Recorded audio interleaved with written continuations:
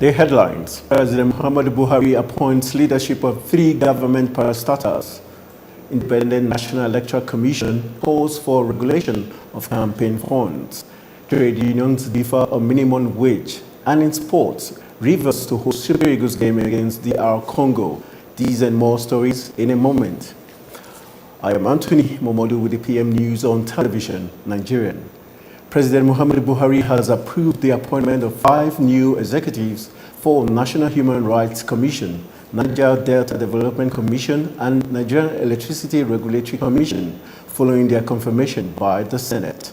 According to a statement from the Office of the Secretary to the Government of the Federation in Abuja, 3 non-executive directors were appointed for the Niger Delta Development Commission for an initial term of 4 years, which includes Lucky Orimisan Ayedatiwa from Ondo State and Orimbuchika Ama-Uwa, also from Imo State, and Uwogu from Abia State. Also, Professor James Momo from Edo State is the new chairman, Nigerian Electricity Regulatory Commission, also with 5 years initial term, while Anthony Oduku from Imo State is the new executive secretary, National Human Rights Commission, with initial term of 5 years. The president directed that the appointment should take immediate effect. The Independent National Electoral Commission has called for the regulation of campaign finance of political parties in the country.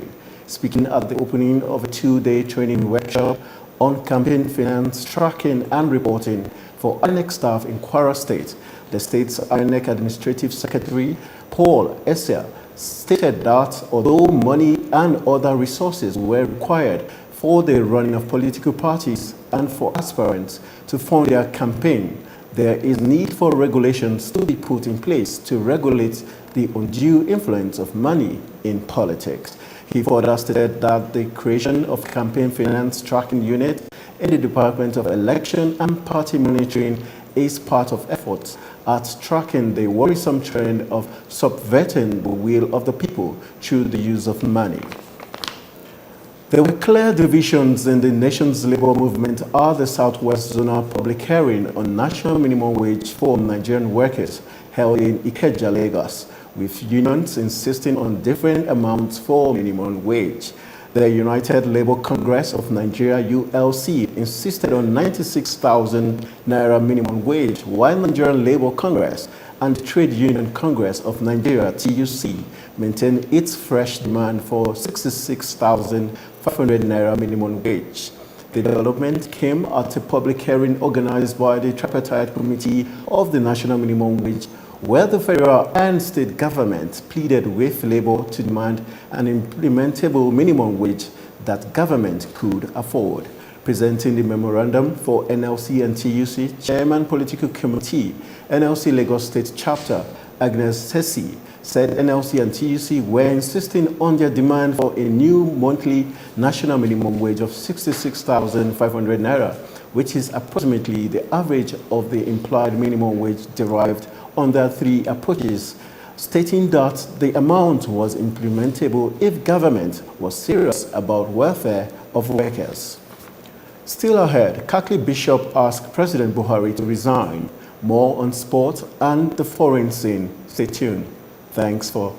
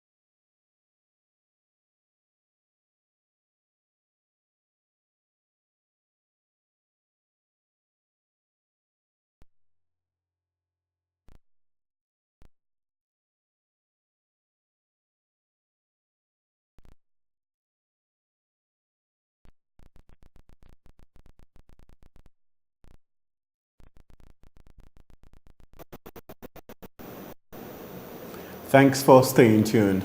In a reaction to the recent killings by suspected Fulani herdsmen in the country, including 2 Catholic priests and 15 other worshippers in Benue State, the Catholic Bishops' Conference of Nigeria has called on President Muhammadu Buhari to consider stepping aside to save the nation from total collapse.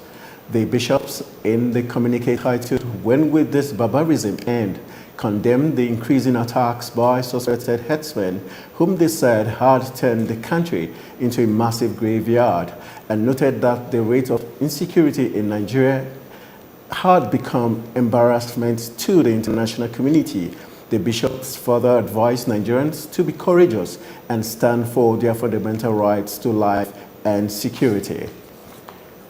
To some sports news. Nigerian Football Federation (NFF) has reached an agreement with the Rivers State government to host Super Eagles International Friendly against the Democratic Republic of Congo, with the match to be played on March 28 at the Adoke Amesemesa Stadium, Port Harcourt.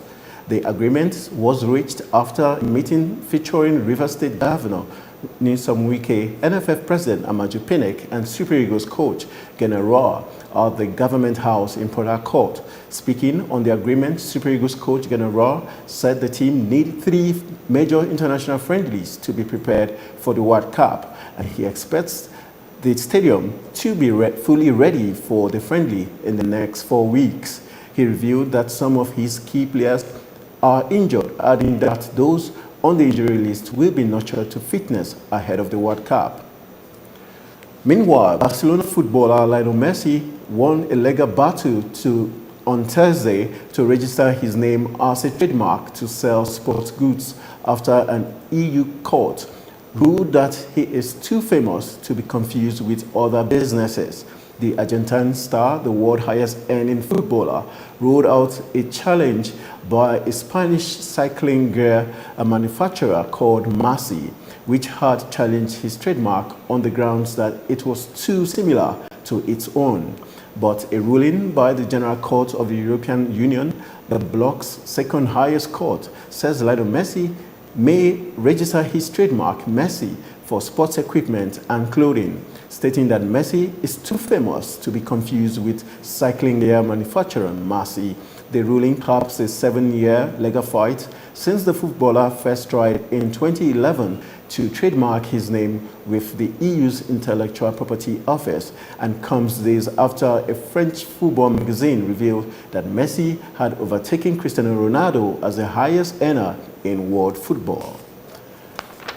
On the foreign scene, the leaders of the 2 Korean nations made their way to the heavily fortified and demilitarized zone between the countries early on Friday, seeking to end their decade-long conflict and ease tensions over the North's nuclear weapons program. With precision, North Korean leader Kim Jong-un arrived at 9:29 a.m. for the historic summit set to start at 9:30 a.m. He crossed from the North Korean side of the border by foot to the south.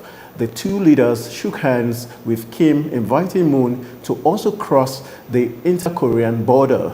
Kim will be the first North Korean leader to set foot in the south since the 1953 Korean War. The 2 are expected to talk denuclearization and also exchanges between the Koreans, and also will plant a memorial tree at the border truce village of Panmunjom as part of the first inter-Korean summit in more than a decade. To end the news, a recap of major stories. Buhari appoints leadership of 3 government parastatals. Independent National Electoral Commission (INEC) calls for regulation of campaign funds. Trade unions differ on minimum wage.